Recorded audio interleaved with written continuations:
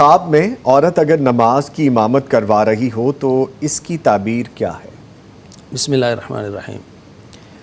نظامی صاحب، گھر کے جو معاملات ہیں وہ ہمیں پتہ ہے کہ اللہ تعالیٰ نے مرد کو عورت کا امام بنایا ہے، مرد کو عورت کے اوپر نگران بنایا ہے۔ گھر کی ذمہ داریاں سب کس پر ہیں؟ مرد پر ہیں۔ تو مرد جو ہے وہ گویا کہ گھریلو معاملات میں امام ہے اور عورت مقتدی ہے۔ لیکن اگر کوئی خواب میں دیکھے کہ مرد جو ہے وہ پیچھے کھڑا ہے اور عورت جو ہے وہ امامت کروا رہی ہے، کیا مطلب ہوگا اس کا؟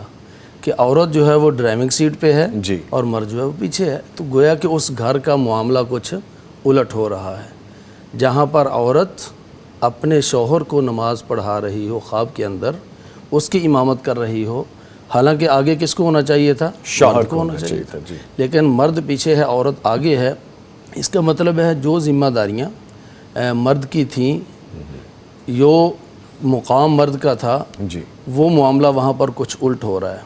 یا تو جیسے ہمارے ہاں ایک مشہور ہے کہ وہ بندہ رن مرید ہے، مشہور ہے نا، زن مرید ہے، کہ وہ عورت ہی کے جو ہے نا وہ ہر بات پہ چلتا ہے۔ بالکل۔ تو یہاں پر وہ چونکہ عورت آگے ہے، مرد پیچھے ہے، تو وہاں پر یہ معاملہ بھی ہوگا۔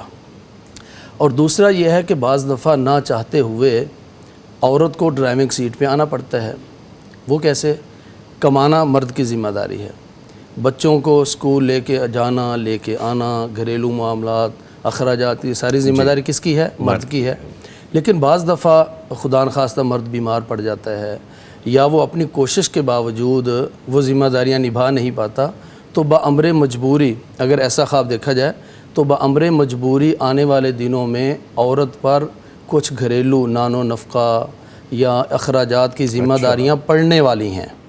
تو ایسے حالات میں یعنی اشارہ ہے کہ شاید خدا نخواستہ شوہر جو ہے وہ آنے والے دنوں میں کوئی بیمار پڑ جائے، یا خدا نخواستہ کوئی اور معاملہ ہو جائے، تو یہاں عورت جو ہے وہ ذمہ داریاں نبھائے گی۔ ہم نے کئی بہنوں کو دیکھا ہے، یہاں ہمیں کالز پہ بھی آتی ہیں کہ وہ کتنے سالوں سے اپنے 2 بیٹوں کو پال رہی ہیں، کتنے سالوں سے وہ اپنی بچیوں کی پرورش کر رہی ہیں۔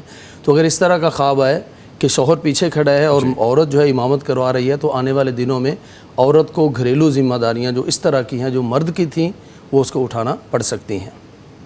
اور دوسری بات یہ ہے کہ اگر عورت جو ہے عورتوں کی امامت کروا رہی ہے، عورت نماز پڑھا رہی ہے لیکن اس کے پیچھے بھی خواتین ہیں، تو یہاں پر کوئی پریشانی والی بات نہیں ہے۔ یہاں پر عورت کے مقام و مرتبے میں اضافہ ہونا، اور پھر جیسا کہ امام جو ہے وہ ذمہ دار ہوتا ہے۔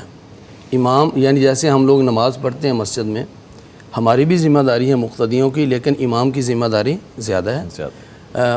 اس کی غلطی پورے نمازیوں کی جو نماز ہے اس پہ اثر ڈال سکتی ہے۔ تو گویا کہ عورتوں کی امامت کروا رہی ہے، ایک تو وہ ان میں ممتاز ہوگی، اس کا مقام بڑھ گیا، اور دوسرا اس پہ آنے والے دنوں میں کوئی ذمہ داری پڑنے والی ہے۔ اگر وہ غیر شادی شدہ ہے تو بطور بیوی اس کی ذمہ داری بڑھنے والی ہے، اگر وہ شادی شدہ ہے تو پھر اس پر بطور ماں ایک ذمہ داری پڑنے والی ہے۔ گویا کہ اللہ تعالیٰ اسے اولاد سے نوازے گا، اس پر ایک مزید ذمہ داری پڑنے والی ہے، اور یہ ذمہ داری ایسی ہے کہ جو اس کو ممتاز کرے گی اور اس کی بات سنی جائے گی۔ امام جو ہوتا ہے اس کی بات عموماً مقتدیوں کی نسبت زیادہ سنی جاتی ہے۔ تو گویا کہ یہ اس کے مقام و مرتبے میں اضافے کی علامت ہے۔ کب؟ جب عورت عورتوں کی امامت کروا رہی ہے۔ لیکن اگر خواب کے اندر دیکھا جائے کہ عورت جو ہے وہ مسجد میں پہنچی ہے اور اس کے پیچھے نماز پڑھنے والے مرد حضرات ہیں، اور مرد حضرات کو وہ نماز پڑھا رہی ہے اور مسجد میں دیکھا ہے، تو یہ خواب خطرناک ہے۔ یہ اس لیے خطرناک ہے کہ عورت مردوں کے آگے کب آتی ہے مسجد میں یا کھلے میدان میں؟ جب اس کا جنازہ ہوتا ہے۔ مرد حضرات لائنیں باندھ کر کھڑے ہیں اور آگے چارپائی پہ عورت آتی ہے، یعنی مردوں کے آگے حالت نماز میں کب آتی ہے؟ جب اس کا جنازہ ہو رہا ہوتا ہے۔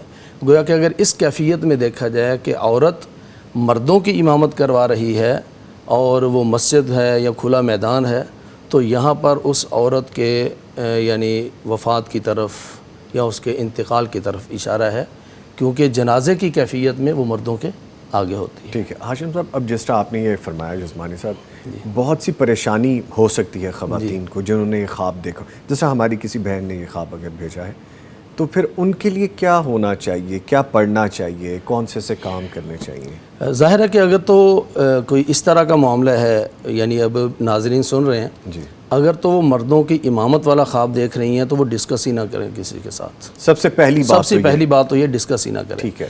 اور دوسرا یہ ہے کہ اعوذ باللہ من الشیطان الرجیم پڑھ کے لیفٹ سائڈ پہ تھو تھو کر دیں. ٹھیک ہے. باقی جو وقت ہے مقررہ وہ تو اللہ تعالیٰ نے، وہ تو آنا ہی آنا، اس میں تو تبدیلی نہیں ہے. لیکن کم از کم ایسا کرنے سے وہ جو دل کی پریشانی، وہ قلق ہے، وہ اضطراب ہے، وہ ختم ہو جائے گا، اس کے اندر کمی آ جائے گی. اور اس کے ساتھ ایک دعا ہے وہ پڑھیں، اللہم استر عوراتی و آمن رواتی، اللہم استر عوراتی و آمن رواتی. یا اللہ میری گھبراہٹ کو ختم کر دے، یا اللہ میری پریشانی کو ختم کر دے، میری پردہ پوشی فرما. تو یہ دعا جو ہے وہ انسان پڑھے اور اعوذ باللہ پڑھ کے لیفٹ سائڈ پہ تھو تھو کر دے. کم از کم وہ جو دل کا قلق ہے، اضطراب ہے، وہ انشاءاللہ ختم ہو جائے گا.